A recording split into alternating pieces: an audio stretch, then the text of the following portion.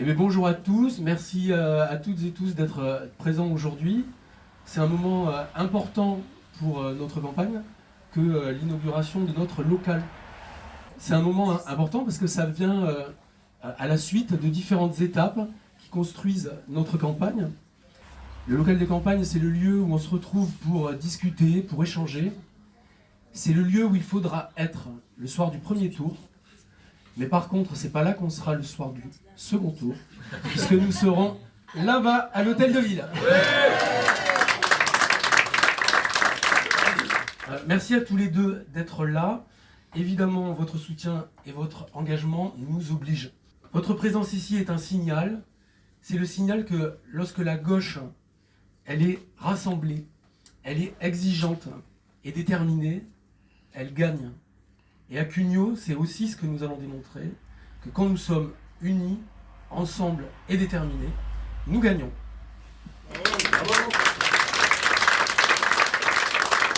Moi, je suis très honoré d'être avec vous, parce qu'effectivement, il y a 6 ans, Cugnot était une ville qui était d'une gauche, alors qui s'annonçait de rupture écologique. Vous avez eu plein de problématiques sur lesquelles je ne vais pas revenir, liées au maire sortant.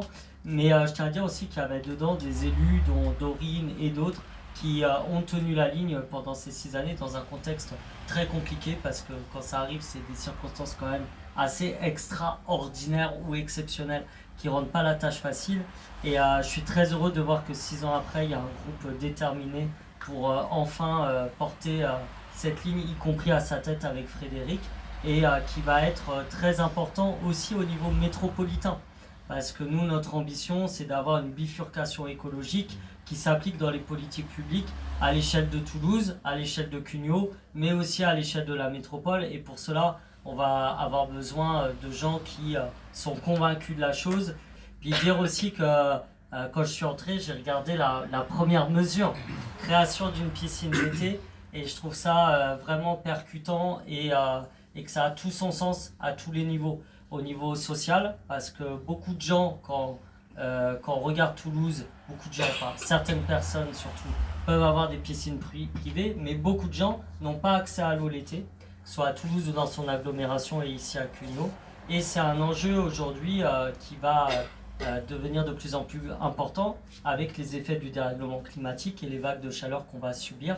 Et donc je trouve que c'est quelque chose qui parle concrètement d'écologie concrète, pragmatique, qui parle aux gens, et puis que c'est un accès social, c'est-à-dire faire en sorte que l'accès à l'eau ne soit pas conditionné à ce que vous puissiez ou non, dans votre foyer, vous payer une piscine privée, mais que ce soit quelque chose pour tout le monde. Puis ça permet des économies d'eau, ce qui n'est pas négligeable non plus dans la période. Et je pense que c'est vraiment en répondant aux aspirations et à ce qui parle aux gens qu'on fait de la politique de la meilleure des manières, plutôt que parler de territoire, parfois de choses techniques. De la même manière, je sais que vous avez repris la proposition de la gratuité des transports pour les moins de 26 ans, qui, je le rappelle, est finançable grâce à la dynamique du versement mobilité d'ici à 2030 avec 35 millions d'euros par an. Donc c'est une mesure chiffrée qu'on a travaillée de manière sérieuse et rigoureuse et qu'on n'a pas sorti comme ça du chapeau.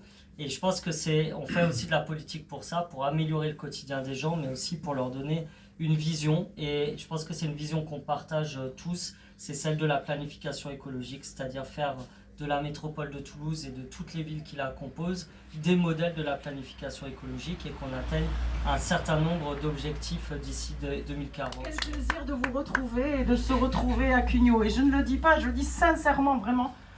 Quel plaisir, parce que je sors de 3 mois et demi de tunnel budgétaire, puisque j'étais cette année chef de file pour notre groupe écologiste et social à l'Assemblée nationale, chef de file du budget. Et donc nous nous sommes dit, il faut de l'équité fiscale. Il faut de l'équité fiscale parce que c'est la base évidemment de l'acquiescement à l'impôt, et donc à l'acquiescement à l'effort de solidarité.